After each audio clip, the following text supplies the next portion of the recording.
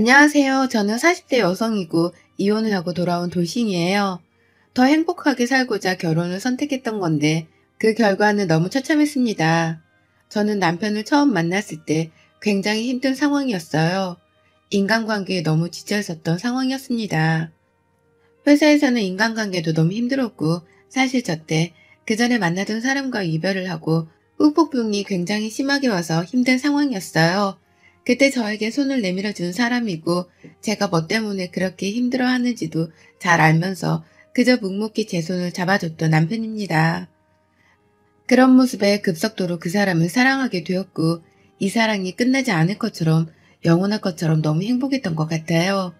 2년 정도의 시간 동안 이 사람을 만나게 되었고 저랑 그 사람은 결혼을 하기로 했습니다. 결혼을 약속하고 저희 집에도 갔었고 시댁에도 가서 인사를 드렸죠. 저희 집에서는 특별히 남편을 반대할 이유도 없었고 저랑 남편 둘 다 결혼 정년기에 접어든 상황이기 때문에 순조롭게 결혼을 하고 받았어요. 문제는 시댁이었습니다. 시댁에 처음 인사를 드리러 가던 날 조금 충격을 받았습니다. 오와 열이 딱딱 맞춰져 있는 집안은 정말 깔끔 그 자체였어요. 흠잡을 곳 하나 없이 굉장히 깔끔한 상태였고 제가 오는 걸 아셨다고 해도 시모 시부 모두 정말 단정하고 우아한 느낌이 물씬 풍겼죠. 안녕하세요. 박수진입니다. 아, 네, 반가워요. 인사를 나누고 점심 식사를 감사하게도 차려주셔서 주방으로 갔는데 정말 깜짝 놀랐어요.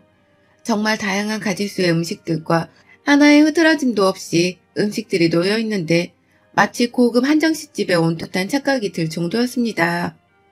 예의를 갖추고 긴장한 상태로 먹고 있는데 제가 실수로 먹던 걸 떨어뜨렸어요, 테이블에. 그러자 시모가 이렇게 말했습니다. 어머, 이걸로 당장 닦아요. 수진 씨는 식사 에티켓 좀 배워야겠네. 우리 집에서는 상상도 할 수 없는 일이에요. 작은 앞접시로 음식을 벗어 먹을 때 함께 밑에 받치고 먹어요. 그럼 떨어뜨려서 인상 찌푸릴 일이 없어요. 그리고 조금 큰 앞접시에 음식을 덜어 먹어요. 원래 이 정도는 집에서도 다 배우고 그렇게 먹지 않나요? 아, 죄송해요. 제가 너무 긴장을 했나 봐요. 말 나온 김에 말할게요. 저희 집은 굉장히 깔끔해요. 청결, 위생 이런 쪽에 엄청 신경을 쓰는 집안이고 그에 뒤따르는 예의 품격 이런 것을 중시하는 집안이라 수진 씨도 이 집에 시집 오는 이상 함께 따라줘야 하는데 괜찮아요? 사실 저 말을 들었을 때는 그래 보이기도 했고 그렇게 크게 신경을 쓰지 않았어요. 물론 조금 피곤하고 스트레스는 받겠구나 싶었죠. 그렇게 양가에 인사를 드리고 허락을 받고 결혼을 하게 된 저와 남편의 결혼 생활의 단꿈은 그리 오래가지 못했습니다. 제가 결혼과 동시에 아이를 가지면서 모든 게 삐끗하기 시작했죠. 아직 일을 하고 있었고 이렇게 빨리 아이가 생길 줄 몰랐기 때문에 저와 남편의 계획과는 전혀 다른 이 상황을 어떻게 받아들여야 할지 조금 막막하고 그랬습니다. 엎친 데 덮친 격으로 유산위기가 있어서 절대 안정이 필요했고 큰 결심을 한 끝에 퇴사를 하게 되었죠. 퇴사를 하고 집안 살림에만 신경을 쓰면서 그렇게 임신 기간을 보내고 있었는데 제가 집에 있다는 걸 아는 시모는 심심할 때마다 저희 집에 와서 저를 하나씩 가르치기 시작했습니다. 수진아, 나 지금 너네 집 근처라서 가려 하는데 집에 있지? 아, 네, 어머님. 혹시 점심 드셨어요? 아니면 차려둘까요? 어, 아직 점심 전이니까 같이 먹자꾸나. 급하게 시모가 오는데 점심 준비까지 해야 하니 헐레벌떡 제일 빠르게 준비할 수 있던 사골 육수를 넣은 떡만둣국을 뜨끈하게 예쁘게 끓여서 기다리고 있었습니다. 그리고 이날 저는 시모의 본 모습을 볼 수 있었죠. 이거 지금 나 점심 먹으라고 해둔 거니? 떡만둣국을? 딱 봐도 사골 육수 붓고 냉동만두에 떡 넣고 끓인 건데 시모 대접을 누가 이런 식으로 하니? 밥상 다시 차려와. 네? 아, 혹시 어머님 드시고 싶은 거 있으세요? 내가 뭘 먹고 싶다고 하면 네가 다 만들 수는 있고? 정말 너란 애는 손볼 곳이 한두 군데가 아니구나. 너네가 분명히 예의 품격 이 두 가지는 결혼 전부터 신신당부했던 내용인 거 아니 모르니? 아, 네, 알죠. 근데 너는 어쩜 하는 짓마다 이렇게 빈티가 나? 이런 곤란해. 며느리랍시고 이리저리 인사도 하러 다녀야 되는데 머리부터 발끝까지 촌스러워서 뭘 할 수가 없어. 잘 들어. 네 옷장에 있는 모든 옷은 그냥 버리던 잠옷 정도로 입고 제대로 된 옷을 갖춰 입어. 나랑 만나거나 우리 집에 올 때 또는 아는 사람을 만날 때는 무조건 백화점 옷, 명품 옷을 입고 만나거라.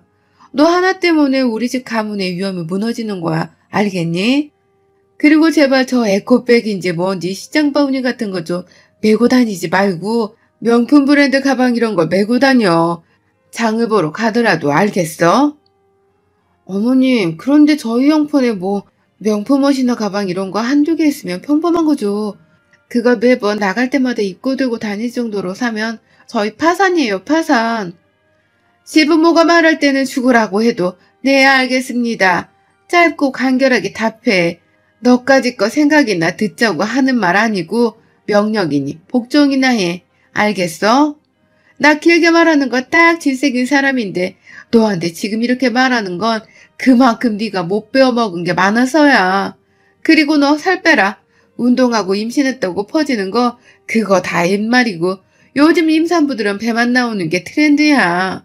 너도 거기에 맞춰서 네 관리는 똑바로 해. 알았니? 아, 네, 알겠습니다. 사람이 뭘 먹고 뭘 입고 쓰고 사는지에 따라서 그 사람의 품격 같은 것들이 갖춰지는 거란다. 그러니까 너도 노력을 좀 해. 애초에 이런 집안인 거 모르는 거 아니잖아? 시모는 저런 식으로 저를 하나부터 열까지 싹 본인 입맛대로 바꾸려고 했습니다. 저것만으로도 스트레스였지만 저것뿐이 아니었죠. 늘 보여지는 걸 좋아하고 보여지는 삶을 사는 시모라서 모임 같은 곳에 꼭 나갑니다. 그런데 문제는 그럴 때면 자꾸 저를 부르세요. 오늘 모임은 다 재력 있는 사람들끼리 모이는 자리야. 그러니까 주접두지 말고 대답은 짧고 간결하게. 너 생각 따윈 절대 말 속에 섞지 말고 그 자리에만 얌전히 앉아있어. 웃는 얼굴로 하하호 아니면 호호만. 알겠지? 내가 하는 모임 중 가장 중요한 모임이니까 너 오늘 똑바로 해야 해.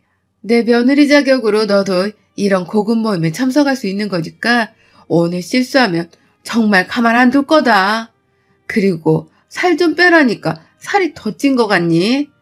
너는 배도 나왔는데 살까지 찌면 얼마나 미련해 보이는데. 아, 네 어머님 알겠습니다. 저는 저런 모임에 나가는 것 자체가 너무 스트레스였습니다. 거기다 임산부한테 살찐 게 미련하다고 살 빼라뇨.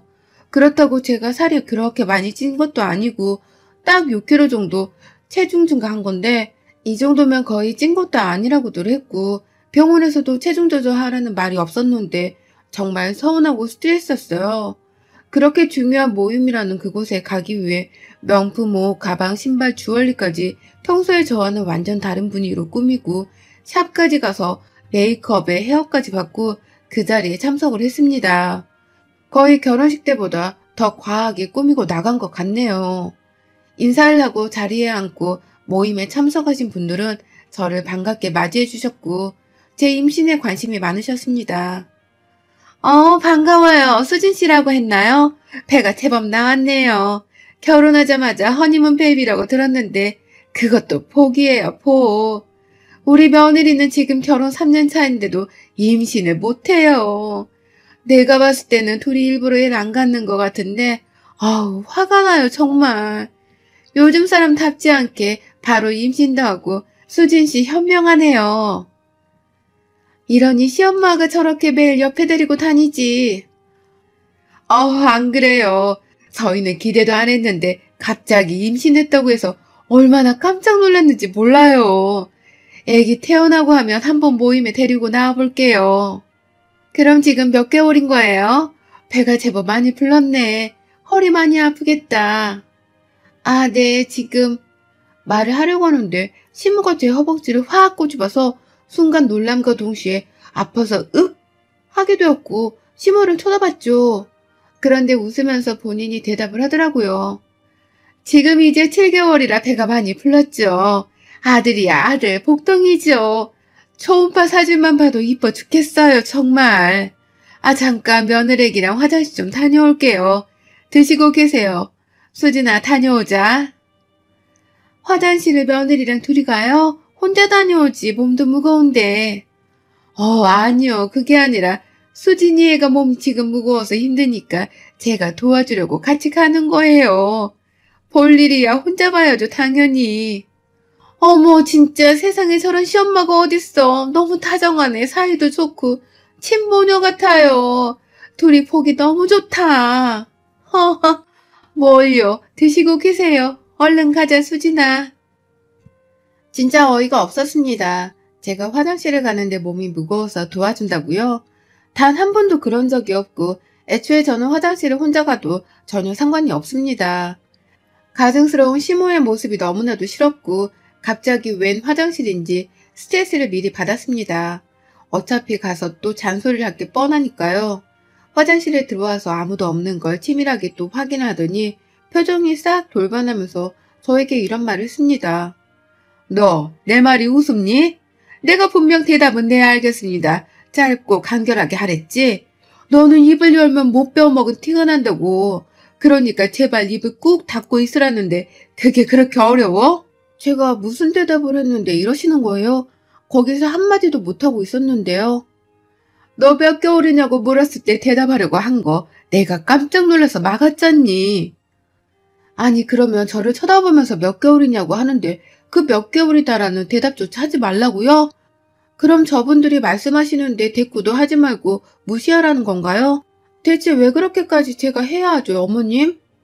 아이씨구, 이게 근데 어디서 말대답이야? 너 집에 가서 보자. 제발 남은 시간 동안에는 조용히 좀 있어. 저에게 입을 열지 말라고 경고를 하려고 화장실까지 쇼를 하면서 데리고 나온 시모의 행동이 기가 막혔습니다. 그렇게 숨막히는 모임 자리가 끝나고 저는 시모와 함께 평소에는 없는데 모임 나올 때만 있는 김 기사님이 운전하시는 차를 타고 집으로 향했어요. 이게 무슨 말이냐면 시모는 보여주는 이미지를 정말 중요시해요. 그렇다 보니 정말 잘 사는 척, 부자인 척, 고상한 척 이런 척을 하면서 사는데 그중 하나가 바로 평소에 기사가 있는 척이에요. 그렇게 시모랑 집을 갔고 한참 욕을 먹었습니다. 집에서 펑펑 놀면서 임신했다는 핑계 있으니까 매일같이 돼지처럼 처먹고 뒤룩뒤룩 살찌고 너같이 팔자편한 백소가 또 어딨겠니? 그렇게 살면 좋니 너는? 제발 좀! 내 며느리로 들어왔으면 내 식대로 좀 굴어. 정말 스트레스다. 너 같은 거 뭐하러 며느리로 받아줘서는 내가 이 나이에 이러고 사는지 모르겠어 정말. 너무 스트레스를 받아서 그런지 뭔가 확 터지기 일보 직전인 상황이었어요. 그런데 쉬지 않고 계속 말하더군요. 아니 그리고 솔직히 요즘 젊은 니 또래들은 다 임신한 채로 일도 하고 그런다던데 넌 도대체 뭐가 그렇게 나약해? 그렇다고 살림을 잘해 그것도 아니잖아. 어쩜 하나부터 열까지 마음에 드는 게 없니? 어머니 제발 그만 좀 하세요. 언제까지 그러실 거예요? 정말 언제까지? 제가 뭘 그렇게 잘못을 했어요? 저 살찐 거 겨우 6kg이고 병원에서도 이 정도면 관리 잘하고 있다고 하셨어요. 그리고 퇴사한 건 유산을 조짐해 보여서 명준 씨랑 상의 끝에 결정한 거잖아요. 집에서 제가 놀고 먹어요? 아니죠. 어머님이 매일같이 이 모임 저 모임 데리고 다니시는 동에 저 하루도 제대로 쉬어본 적도 없어요. 너 지금 나랑 해보자는 거야? 그렇게 마음에 안 들고 쪽팔리는 며느리면 소개를 하지 마세요. 저도 그거 바래요. 제발 소개하지 말아주세요. 사람들한테 왜 굳이 소개를 하셔서 서로 힘들게 만드시는 거예요? 제발 저 좀 냅둬 주실래요? 제가 명준 씨랑 결혼한 거지 어머님이랑 결혼한 게 아니잖아요. 어떻게 남편이랑 보내는 시간보다 시어머니랑 함께하는 시간이 더 많아요. 저도 이제 그런 호출에 안 나갑니다. 그렇게 말을 하고 소리를 빽빽 지르는 시모를 무시한 채 집으로 왔습니다. 남편이 집에 와서 그날 있었던 일을 말하는데 결국 싸웠네요. 나 진짜 숨 막혀 죽을 것 같아. 이래도 싫고 저래도 싫고 그냥 내가 뭘 해도 싫으시면서 왜 그렇게 나를 데리고 다니셔? 홀몸도 아닌데 힘들어 죽겠어. 그렇다고 당신이 내 엄마한테 그렇게 소리를 지르고 나와버리면 안 되는 거지. 내가 언제 짜증난다고 장모님한테 막 그런 적 있어? 이건 당신이 잘못했어. 애 중시하는 거 알면서 왜 그랬어? 나도 모르니까 당신이 알아서 해결해. 남편의 대화의 방향이 제가 본인 엄마한테 소리를 쳤다 애꿎어서 제가 잘못했다고 사과를 하고 해결하라는 식이었고 임신 중이라서 그런지 굉장히 서운해서 울컥한 감정에 한참을 울었습니다. 지독했던 임신 기간을 보내고 아이가 태어났고 저는 정말 정신없이 하루하루를 아이와 함께 보내고 있었어요. 사실 그 후 딱히 시모에게 전화가 오거나 하지 않아서 저는 너무 편하게 지내고 있었죠. 그런데 이제 아이가 어느 정도 크고 움직일 수 있고 말도 어느 정도 하니까 시모의 압박이 시작되었습니다. 진수 데리고 와라. 이 모임은 정말 중요한 곳이니 너가 와서 얘 울지 않게 잘해. 진수랑 너랑 같이 와야 해. 그리고 아무리 어린애라도 애 지킬 수 있게 교육해. 아니 이제 막 두들지나 아이한테 예의를 어떻게 가르칩니까? 울지 못하게 하라는 말도 정말 어이가 없었고 죽어도 안 간다며 또 싸움이 되었죠. 남편은 이제 아예 나몰라라 하고 있었고 그런 남편이 정말 너무나도 얄미웠지만 냅뒀습니다. 남편이 돈을 벌어오고 저는 집에서 얘랑 둘이 이러고 있으니 저를 굉장히 무시하는 시모였는데 저 또한 일을 하고 싶었거든요. 그래서 저는 결심했죠. 아이를 유치원에 맡기고 저도 일을 하기로 마음 먹었습니다. 그런데 경력 단절이기도 하고 애엄마고 이러다 보니까 제약이 너무 많았고 취업을 하기가 쉽지 않아서 정말 속상했어요. 많은 생각과 고민 끝에 친정 부모님의 약간의 지원을 받아서 샌드위치와 커피, 티를 파는 가게 하나를 집 앞쪽에 차리게 되었습니다. 이렇게 되면 아이랑도 늘 같이 있을 수 있고 돈도 벌고 저도 이제 좀 자유로워질 수 있다고 생각을 했죠. 생각보다 제 가게는 장사가 너무 잘 되었고 밤잠 이룰 틈 없이 신선한 재료들을 준비하고 만들고 팔고 이걸 무한반복했습니다. 입소문이 제대로 나서 대량 주문은 거의 주마다 매일 있었고 감당하기 어려울 정도로 주문이 밀려 들어와서 파트타임 알바 하나도 쓰게 되었어요. 그 매출로 돈도 모으고 생활비도 쓰고 저희 부모님께 지원받은 돈도 갚고 정말 다시금 행복한 시간을 보낼 수 있었습니다. 그런데 제가 돈을 버니까 남편과의 시댁에서는 자꾸 돈을 빌려달라는 식으로 말했어요. 아니, 이번에 우리 집 리모델링을 할까 하는데 얼마 정도 지원해 줄 수 있니? 제가요? 제가 왜 지원을 해요? 그럼 아들의 며느리까지 있는데 우리 돈으로 하니? 그리고 우리도 이제 노후자금 말고는 땡전 한 푼 없다. 돈이 없고 능력이 없으시면 하지 말아야죠. 멀쩡한 집을 굳이 왜 돈을 빌려서까지 뜯어 고치세요, 어머님. 저도 어엿한 제 가게가 생기고 하니까 조금 큰 소리를 당당하게 칠 수 있었습니다. 그래서 제가 당당하게 구니까 시모는 또 더 스트레스를 받고 싫어했죠. 여보, 이번 달 매출은 얼마나 나왔어? 아니 어째 내 급여의 몇 배를 버는 거야? 신경 꺼, 내 돈이야. 우리 돈 관리 따로 하자는 건 당신이었잖아. 당신도 어머님도 왜 자꾸 내가 힘들게 번 돈에 눈독을 들여? 그렇게 사람 무시할 때는 언제고? 언제 무시를 했어? 아니 나도 가게 하나 차릴까 싶은데 당신 가게 이유 좀 낼까? 내가 운영해볼게. 회사나 다녀. 이건 뭐 아무나 할 수 있는 일이야? 무슨 샌드위치를 팔아서 얼마나 벌겠냐고 무시했었잖아, 당신이. 그런데 무슨 샌드위치를 만들어서 팔려고 해? 시모는 차, 집 등등 큼지막한 것들을 갑자기 바꿔달라고 정말 생태를 쓰기 시작했고 남편은 갑자기 본인도 회사를 그만두고 사업을 하겠다고 하더군요. 이 둘이 모자인 게 확실했죠. 그런데 사실 제가 이 샌드위치 가게를 악착같이 이악 물고 차린 데는 다 이유가 있어요. 이 사람과 긴 결혼 생활을 절대 못할 것 같은데 그랬을 때 제 아이 진수를 키울 수 있는 능력이 제게 필요했으니 자리를 빨리 잡아야 했죠. 있는 듯 없는 듯 그렇게 집에서도 서로 딱히 말도 안 하고 몇 개월을 지내던 중 어느 날 갑자기 남편이 회사를 그만두고 본인 가게를 차릴 준비를 하고 있다고 하더군요. 대체 그게 무슨 말이야?